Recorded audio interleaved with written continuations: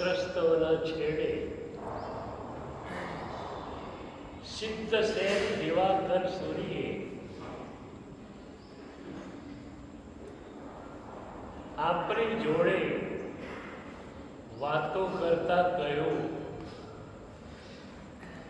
ત્વમ મે માતા પિતા નેતા દેવો ધર્મો ગુરુ પર પ્રાણા સ્વર્ગોપવર્ગશ્ચ સત્વમ તત્વમ ગતિર્ભતિ. પ્રભુ, તું જ મારા માટે સર્વસ્વ છે. ત્વમ મે માતા, તું મારી માં છે. એક માં સતત દીકરાના કલ્યાણનું ધ્યાન રાખતી હોય, એક માં સતત એક આંખ દીકરા ઉપર જ રાખતી હોય, એ માં તું છે. સાધના માર્ગમાં તું અમને ચલાવે, તારી આંગળી પકડીને અમને દોડાવે, અને અમે થાકી જઈએ તો અમને ઉચકી પણ તું લે. પ્રભુ, તું મારી માં છે, પણ આજે તારા બાળક બનીને આવવું છે. એક 6 મહિનાનું બાળક, એને ભૂખ લાગી, એ મારી સામે જોશે. એને પેટમાં દુખે છે, એ મારી સામે જોશે. એના માટે માં સિવાય દુનિયામાં બીજો કોઈ પર્યાય છે નહીં. પ્રભુ, આજે અમને આવા બાળક તરીકે તું સ્થાન આપી દે. કોઈ પણ પ્રતિકૂળતા આવે, અમે માત્ર તને અને તને જ યાદ કરતા હોઈએ.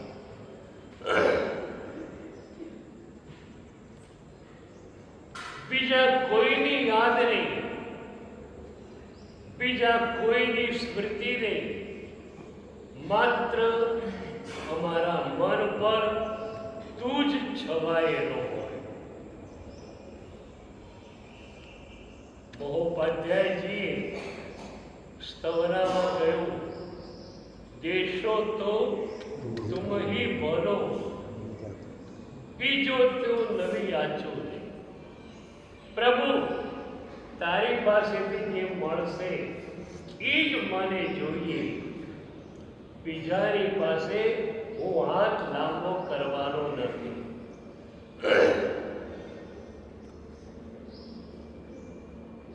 તું માં છે, પિતા પણ તું છે.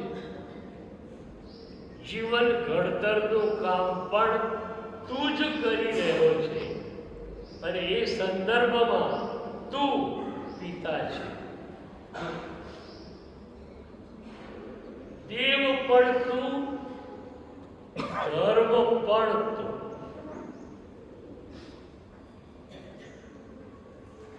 મારા માટે ધર્મ શું? મારા માટે સાધના નહીં, બસ તારા ચરણોમાં જીવનને સમર્પિત કરવું છે.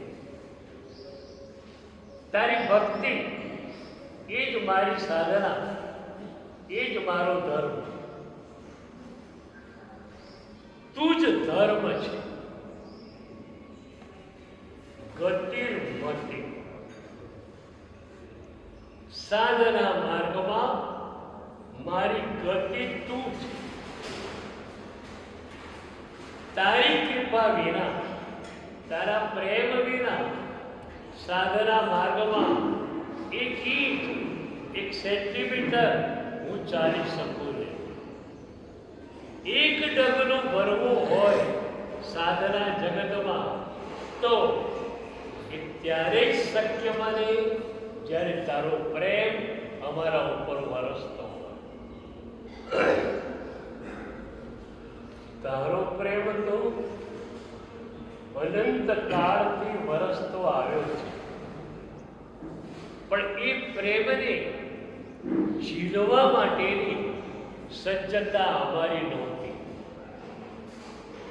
આજે પ્રભુ તારા ચરણોમાં એક જ પ્રાર્થના કરવી છે કે તારો જે પ્રેમ સતત વરસી રહ્યો છે એને ઝીલવાની ક્ષમતા અમને મળે.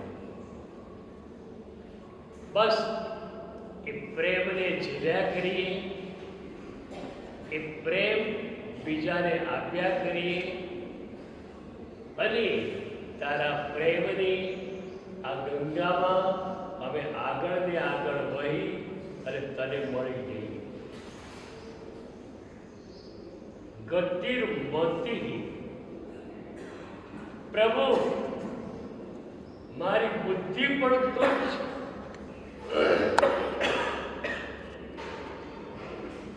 ઉપનિષદોમાં કહ્યું, યસ્ય ભાષા વિભાતિ ઇદમ સર્વ, જેના તેજથી બધું જ પ્રકાશિત થાય છે એ પરમાત્મા છે. સુવિધિનાથ ભગવાનના સ્તવનમાં મહોપાધ્યાયજી બહુ સરસ વાત કરી. લઘુ પણ હું તુમ મન નવી માવો રે, જગદગુરુ તુમને દિલમાં લાવો રે. પ્રભુ, હું એકદમ નાનકડો તારો ભક્ત અને છતાં તારા હૃદયમાં મારું સ્થાન હશે કે કેમ એની શંકા થાય. પણ દુનિયાની અંદર સર્વશ્રેષ્ઠ, સર્વથી મહાન એવા તને હું મારા હૃદયમાં પધરાવી શકું. ઉપાધ્યાયજી તને પૂછે છે કે આમાં કોને શાબાશી આપવી?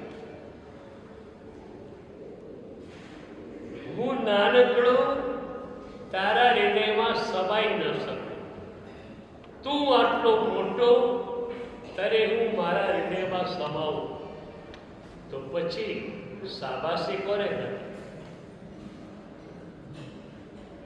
તરત જ જવાબ આપ્યો, જે હરે તેજે બુદ્ધિ પ્રકાશી રે, તે હરે દીજે એહ શાબાશી.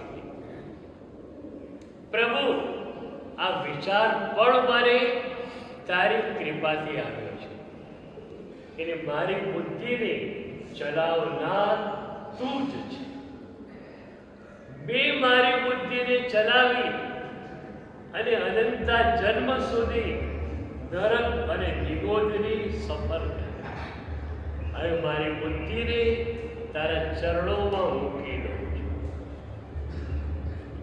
તું જે કે એ પ્રમાણે મારો ડગો પડે. તારી આજ્ઞા એ જ મારું જીવન.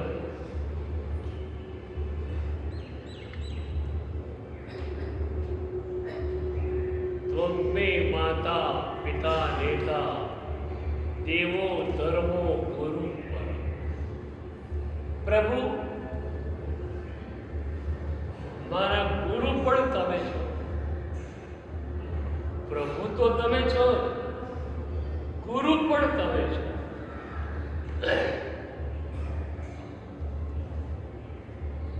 પ્રભુ થોડા દૂર લાગે, 7 રાજ લોક દૂર સિદ્ધ શિરા ઉપર વિરાજમાન થયે. હિરાલયમાં પણ ઠેઠ ગર્ભગૃહોમાં વિરાજિત થયેલા. પ્રભુ થોડી દૂરની ઘટના લાગે, સદગુરુ નજીકની ઘટના. ખુરશી પર સદગુરુ બેઠા છે અને આપણે એમના ચરણને પંપાળતા નીચે બેઠા છે. સદગુરુ નજીક છે તો પ્રભુ પણ છે, સદગુરુ પણ છે. અને એટલે જ જીવનમાં કોઈ પણ સમસ્યા આવે છે ત્યારે ગુરુ તરીકે હું તને યાદ કરું છું. તારા ચરણોની અંદર એ સમસ્યાને મૂકું છું અને સમસ્યા શું થઈ જાય છે. પ્રાણા, મારો પ્રાણ તું છે પ્રભુ. તું ન હોય તો મારું જીવન કેમ હોઈ શકે? આનંદ ઘનજી ભગવંતે કહ્યું, આનંદ ઘન બિન પ્રાણ ન રહે ચીન, કોટી જતન કરી લીજે. પ્રભુ, હું કરોડો પ્રયત્નો કરું તો પણ તારા વિના એક ક્ષણ હું રહી શકું એમ નથી. મારો પ્રાણ તું છે.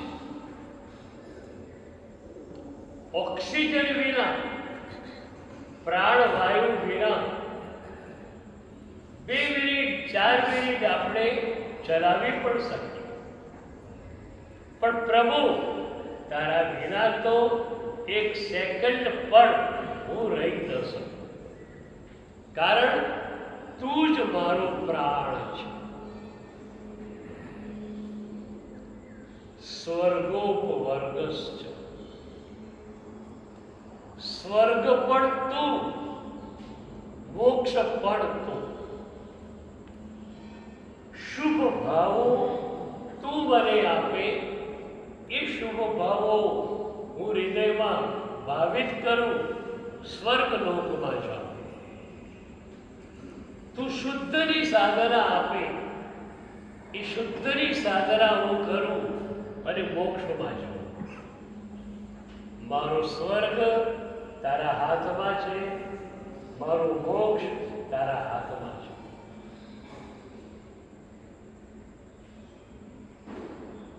સત્વમ તત્વમ, મારું ચાલક બળ તું છે. ડબ્બા ગમે એટલા પડેલા હોય, એન્જિન ન હોય તો ડબ્બા એમને એમ પાટા ઉપર પડ્યા રહેવા. એમ મારા જીવનનું ચાલક બળ તું છે. તારા વિના એક ક્ષણ હું રહી ન શકું, એમ તારા વિના મારું જીવન ચાલી શકે નહીં. મારા બાહ્ય જીવનનું અને અભ્યંતર જીવનનું ચાલક બળ તું છે. મારું અભ્યંતર જીવન, સાધનામય જીવન, એનું ચાલક બળ તું છે, તો મારા વ્યવહાર જીવનનું ચાલક બળ પણ તું છે. વ્યવહાર જીવનમાં તારી આજ્ઞાને પાળવાનું એ પણ તારી કૃપાથી જ થશે. તારી આજ્ઞાનું પાલન મારાથી શક્ય નથી, પણ તું કરાવે તો એકદમ સરળ છે. દર્શન દુર્લભ, સુલભ કૃપા થકી. તારું દર્શન દુર્લભ, પણ ક્યાં સુધી? હું કરવા ઈચ્છું ત્યાં સુધી. જે ક્ષણે તું ઈચ્છે ત્યારે તું મને એ જ ક્ષણે તારું દર્શન કરાવી શકે છે. સદગુરુને તું જ મોકલે છે. સદગુરુ મારા દિવ્ય નેત્રને ખોલે છે અને એ દિવ્ય નેત્ર ખુલે પછી હું તને જોઉં છું. તો મારા અભ્યંતર જીવનનું અને બાહ્ય જીવનનું ચાલક બળ પ્રભુ તું જ છે. તત્વ પૂરી દુનિયાનું તત્વ સા શું તું. નવ તત્વ છે, એમાં મુખ્ય જીવ તત્વ, પણ એ જીવ તત્વ પણ જ્યારે કર્મોથી મુક્ત અને એકદમ નિર્મળ બનેલું હોય ત્યારે નવતત્વોની અંદર શ્રેષ્ઠ તત્વ તરીકે એ પ્રતિષ્ઠિત થાય છે. તો પ્રભુ તમારી પાસે નિર્મળ ચેતના છે.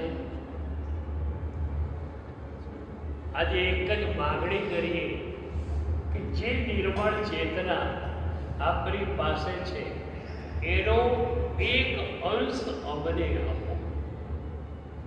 અમારું હૃદય, અમારું મન એને નિર્મળ તમે કરી આપો. પ્રભુ તે જ કહ્યું છે કે તારી આ જન્મની સાધના નિર્મળ હૃદયની પ્રાપ્તિ છે. તો પ્રભુ તમારી નિર્મળ ચેતનામાંથી થોડો ટુકડો આપીને મને નિર્મળ હૃદયના માલિક બનાવો, મને નિર્મળ ચિત્તના સ્વામી બનાવો. બસ પ્રભુ આટલી જ પ્રાર્થના તારા ચરણો.